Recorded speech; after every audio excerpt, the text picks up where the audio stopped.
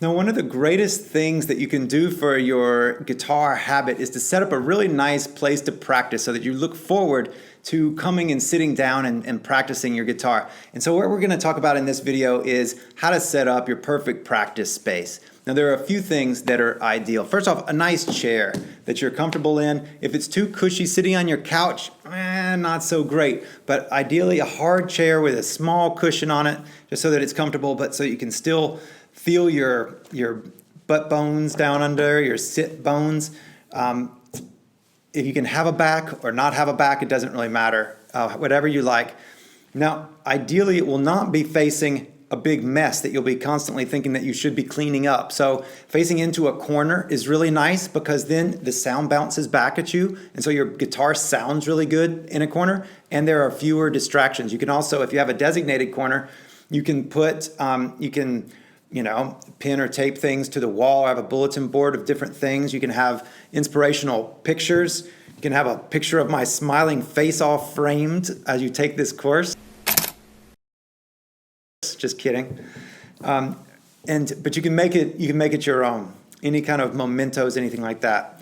So the next thing is that a music stand. This is a music stand. You don't have to have a big beefy one like this. This is a Manhasset stand.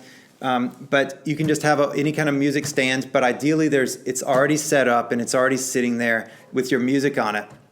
So that's the next thing that you want to have your music, and it can just either stay on the stand, or if you have a nice little shelf or something next to you, or a little cabinet, so that you have everything that you need and you have your music and you have everything that you're going through at arm's length. That's really, really helpful. Now, next thing is you could have a practice notebook so that you can plan what you're doing tomorrow, or you can have your checklist of things. It's like, okay, I want to play some exercises, and I want to do some sight reading, and I want to practice my chords. You could have this checklist and just do it each day, or record your times. It could be a journal. You could journal with it to where you could just say, oh my goodness, I just had a breakthrough with my chord switchings or something like that. And then later, whenever you go back, you can look at it and gain inspiration. So if you're ever in a rut, which, it's just like any relationship, we do have ups and downs, then you can go back and look at it and read your successes and your times, if you've journaled about the times. Also, if you were just like, I am sucking at this, I don't know why I'm so bad at this, then you can actually read those and then feel good because you've actually overcome that and you're better at them at that time that you're actually reading it. And so it can be really inspirational for you and really encouraging to have a practice notebook that you use like a journal. Up to you. A pencil. Don't use pen on music. Use a pencil on music. That way you can erase it later, because we do make mistakes at any level. Pencils are the way to mark on music. So having a pencil always there is a great idea. A guitar. Kind of nice.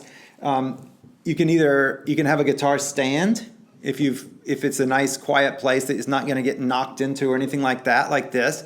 There's a number of them on the market. You could also have a hook that hangs it on the wall. Dink. And that's really nice as well, because then it looks good and it's always there out of reach and it's front of mind. If you put it in your case in the back of the closet, you're not going to be reminded to actually pull it out and practice. So if you have to leave it in your case because of whatever, because your cat will get on it or whatever, then so be it. But if you can put it out and have it always out, then you're more likely to practice it. The next thing is to have a metronome, so a nice clicker, and that could be just on your phone. It could be a designated thing, but whatever you need, it's nice to have a metronome and also a tuner as well, which could also be on your phone or an electronic gizmo, or it could be a clip-on one like this. You could have anything that you need. If you really want to get crazy with it, then you can have a little recorder, which could also be your phone these days, but so that you could record your practice and listen back to it, or just record a little something. Like if you're changing chords, you could record your switching of chords and listen to how clear they are and how well you're actually putting them, how well you're switching them in time, like in a steady rhythm, or whether you're making all the notes pressed down, something like that. So that's another thing that you can have in your practice space. The other thing is just anything that you think would make your life easier or better. So it could be a really nice light, a nice lamp, Good lighting is really, really helpful. Some people use stand lights that clip to their music stand, and that's really nice. So anything that would make it a more enjoyable experience to you.